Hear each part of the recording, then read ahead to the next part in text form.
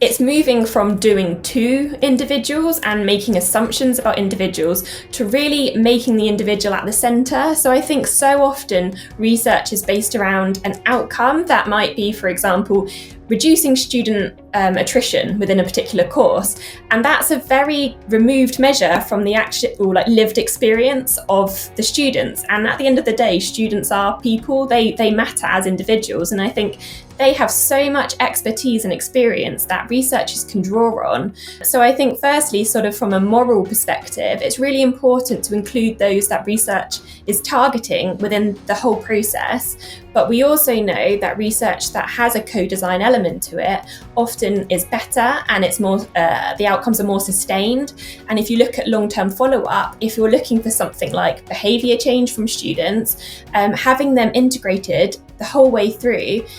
is a much better chance of that being firstly feasible within the student world and acceptable to the students themselves. I think that a lot of researchers in the student mental health space will say, oh, in the past I've really struggled to get students to take part in my research, and I think the only way we can improve on things like that and actually getting sufficient student representation is if we speak to students themselves about, what are the priorities for student mental health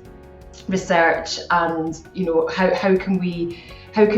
get you to take part and tell us about your experiences in order to answer some of these important questions. With SMaRteN, co-creation, student involvement has been at the heart of our individual funded projects through our Plus funding, and at the heart of everything we do as an overall network. There's not much point in doing it unless it's important to the people who it's for.